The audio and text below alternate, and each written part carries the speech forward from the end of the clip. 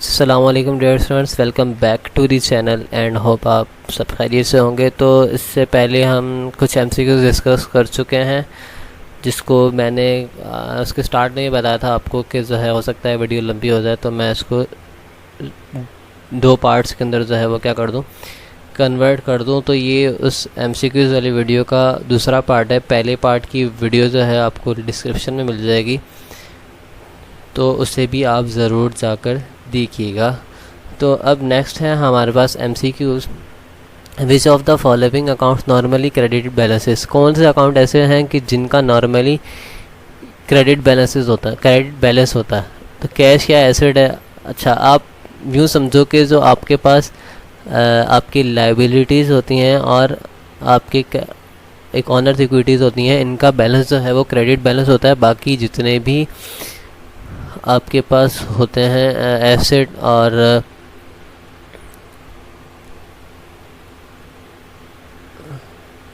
Expenses, जितने भी होते हैं आपके पास एसेट और एक्सपेंसेस, इन सब का बैलेंस जो है वो क्या होता है भाई, डेबिट साइड पर होता है। तो एसेट है कैश, इसका डेबिट साइड पर, परचेज एक्सपेंस है तो इसका बैलेंस भी क्या है, डेबिट साइड पर होता है। इंश्योरेंस एक्सपेंस है तो इसका एक्सपेंस है तो इसका भी क्या होगा भाई, बैलेंस डेबिट साइड पर होगा। हाँ, परचेजेस डिस्काउंट क्या है, कॉन्ट्रा एक्सपेंस कहलाता है हमारे पास। तो जो अगर कॉन्ट्रा एक्सपेंस यानी कि उस एक्सपेंस की अमाउंट को कम करने वाला एक्सपेंस अगर इंक्रीज़ होता है डेबिट साइड पर, तो अब वो डिक्रीज़ होगा तो क्रेडिट साइड पर होगा। तो परचेजेस डिस्काउंट का जो नॉर्मली बैलेंस होता है वो क्रेडिट साइड पर आपको शो हो रहा होगा ट्रायल बैलेंस के अंदर, ठीक है। तो नेक्स्ट है हमारे पास closing entries are recorded at the start of an accounting period, at the end of an accounting period, when a new accountant joins the firm, none of this. यानी कि पहला एक क्या है कि जब स्टार्ट होती है अकाउंटिंग या कंपनी, तो उस अकाउंटिंग पीरियड के स्टार्ट में क्लोजिंग एंट्रीज की जाती हैं, नहीं की जाती भाई। सेकंड ऑप्शन है eight the end of an accounting period, बिल्कुल एंड के अंदर रिकॉर्ड की जाती हैं। अर्सी है हमारे पास कि जब एक कंपनी का अकाउंटेंट न्यू ज्वाइन करता है फर्म को, तो तब क्लोजिंग एंट्रीज बनाई जाती हैं। तो ऐसा नहीं है कि क्लोजिंग एंट्रीज यानी कि आपको क्लोजिंग यानी कि जब आप अपना अकाउंटिंग पीरियड क्लोज करने जा रहे हो, तब क्लोजिंग एंट्रीज क्या की जाती हैं, पास की जाती हैं, यानी कि eight the end of an accounting period. तो इसका राइट ऑप्शन है, इसको हम अंडरलाइन कर लेते हैं, ठीक है। एंड नेक्स्ट है हमारे पास business is often referred to as the language of the accounting is an of accounting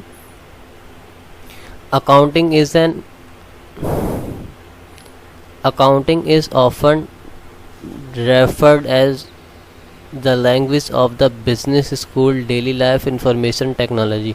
यानी कि अकाउंटिंग की जो लैंग्वेज है वो रेफ़र करती है किसे, बिज़नेस को, स्कूल को, डेली लाइफ को, इंफॉर्मेशन टेक्नोलॉजी। बेसिकली अकाउंटिंग हम क्या करते हैं भाई, जो बिज़नेस की ट्रांजैक्शंस होती हैं इनको ही तो डील कर रहे होते हैं, इनको ही तो रिकॉर्ड कर रहे होते हैं, इनको ही समराइज़ कर रहे होते हैं, ठीक है, इनको ही करेक्ट कर रहे होते हैं, इनको ही एडजस्ट कर रहे होते हैं। तो अकाउंटिंग की जो लैंग्वेज है वो किसकी लैंग्वेज है भाई, बिज़नेस की लैंग्वेज है, स्कूल की लैंग्वेज नहीं है, ना ही डेली लाइफ की है, इंफॉर्मेशन टेक्नोलॉजी की भी ये लैंग्वेज नहीं है। तो अकाउंटिंग की जो लैंग्वेज है वो आपकी बिज़नेस लैंग्वेज ही कहलाती है। तो इसको भी हम क्या कर लेते हैं, अंडरलाइन कर लेते हैं।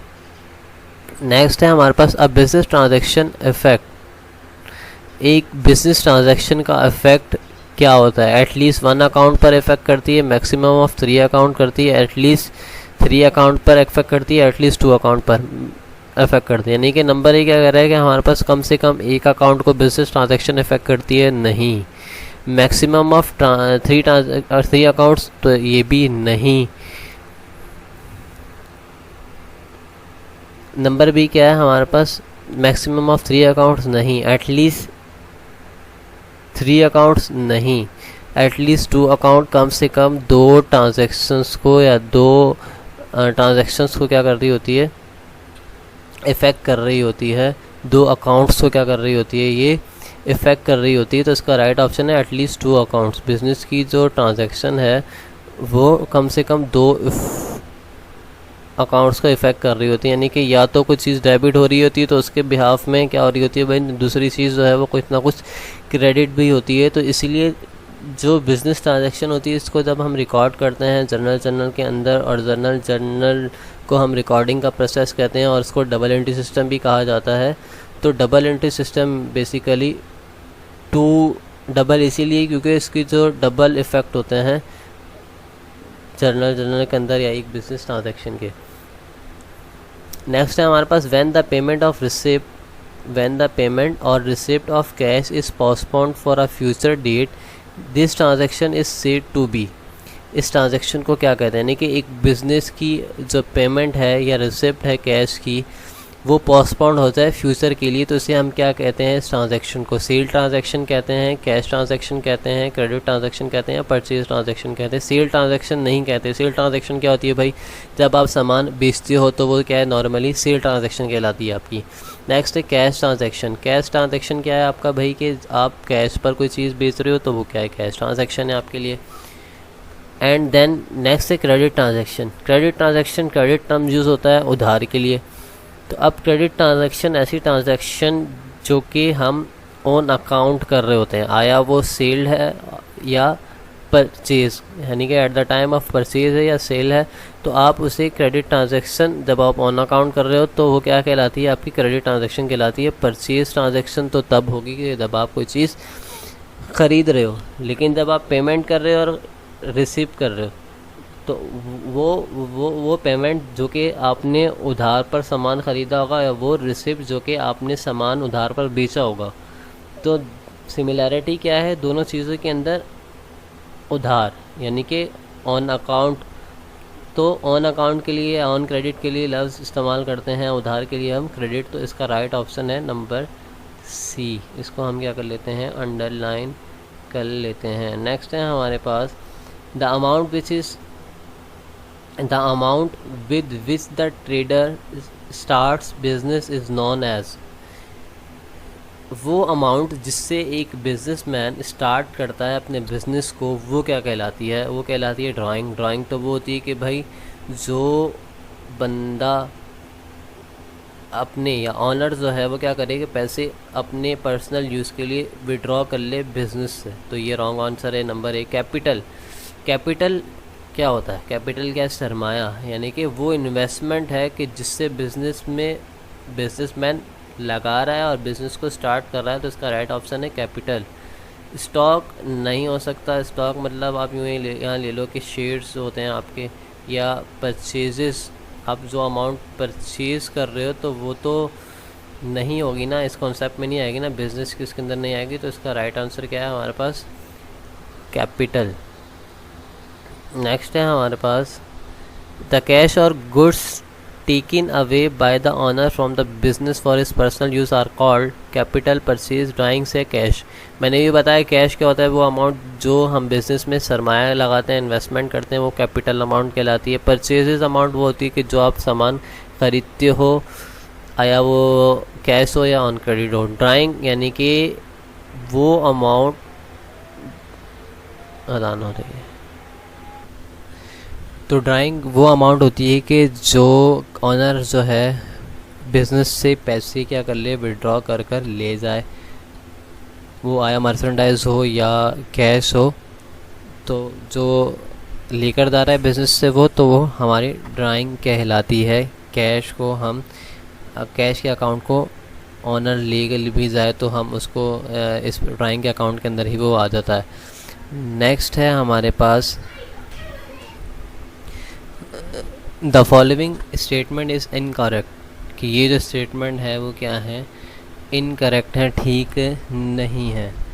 सबसे पहले क्या कह रहा है, asset minus capital is equals to liabilities. ये स्टेटमेंट भी बिल्कुल ठीक है, क्योंकि अकाउंटिंग इक्वेशन क्या कहलाती है, asset is equals to liabilities plus owner's equity या कैपिटल। ऑनर्स प्लस इक्विटी था तो इधर इक्वल किस तरफ आया, तो ये माइनस का हो गया, तो नंबर ए तो ठीक है। उसके बाद क्या कह रहे हैं कि liabilities plus asset is equals to capital, तो ये जो है वो क्या है, गलत है। क्यों गलत है, देखो लाइबिलिटीज़ प्लस में है, जब इक्वल किस तरफ में जाएंगी तो माइनस की होंगी। तो liabilities minus asset minus liabilities जो है वो कैपिटल हो सकता है। तो ये स्टेटमेंट जो है वो इस ऑप्शन का वो क्या है, ये ठीक ऑप्शन है हमारे पास। थोड़ा सा इसको मैं चेंज कर लूँ, ये हमारे पास क्या हो गया,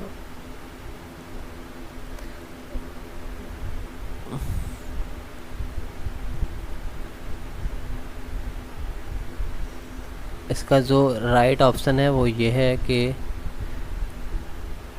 ये जो स्टेटमेंट है ये क्या है, गलत है।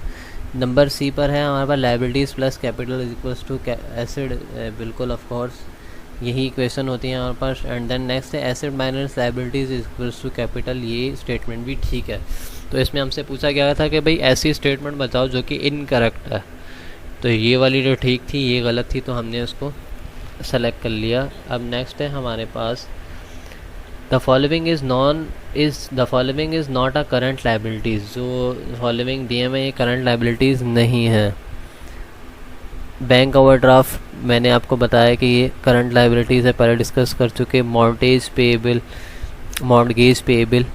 Salaries payable, unearned rent. Salaries payable भी क्या है, करंट लाइबिलिटी है आपकी, अनअर्न्ड रेंट भी क्या है, करंट लाइबिलिटी है। मॉर्गेज पेएबल जो है वो आपका नॉन करंट लाइबिलिटी के अंदर आता है, यानी कि ऐसी लाइबिलिटीज़ जो कि मोर देन 1 ईयर हो। और मॉर्गेज कहते हैं रहन को, गिरवी को, कि जब आप कोई चीज़ गिरवी रखवा कर पैसे लो तो वो क्या है, आपका मॉर्गेज पेएबल है, यानी कि वो अमाउंट जो आपने गिरवी रखवा कर ली हुई है तो मोर देन 1 ईयर के लिए ही होती है।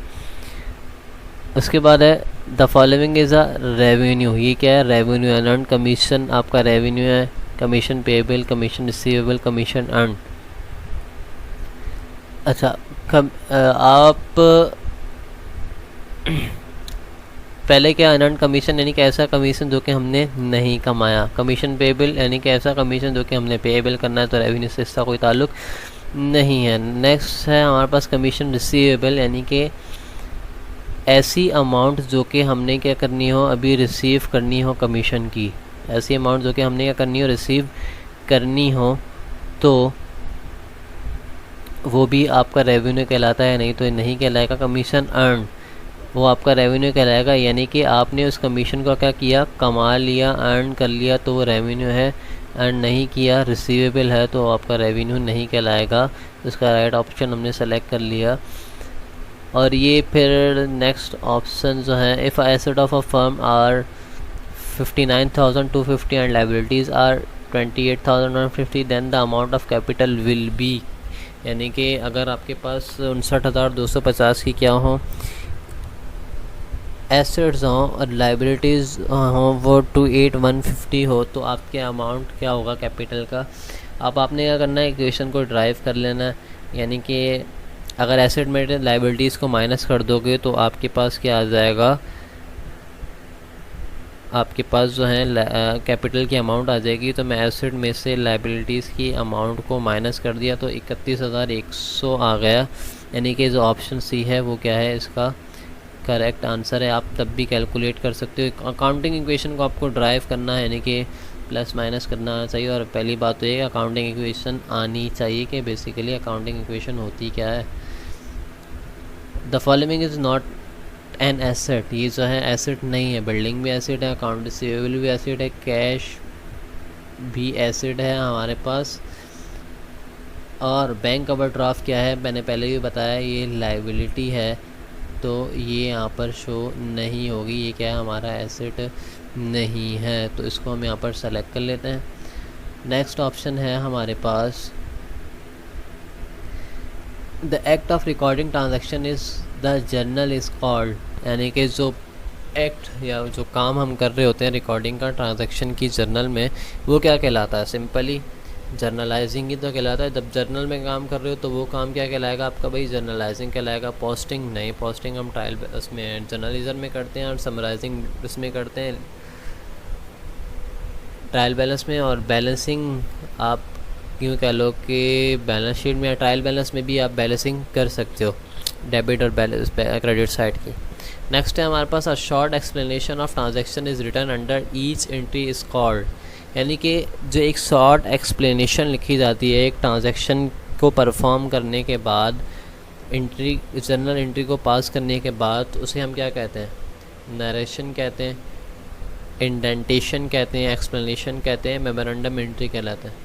तो उसको हम क्या कहते हैं भाई, नरेशन कहते हैं। उसे क्या कहते हैं हम, नरेशन कहते हैं। तो इस ऑप्शन को भी हम क्या कर लेते हैं भाई, सेलेक्ट कर लेते हैं। फिर उसके बाद नीचे कह रहे हैं the following best describe a trial balance, यानी कि जो नीचे फॉलोइंग अकाउंट दिए हुए हैं उन्होंने बेस्ट तरीके से ट्रायल बैलेंस को एक्सप्लेन किया हुआ है।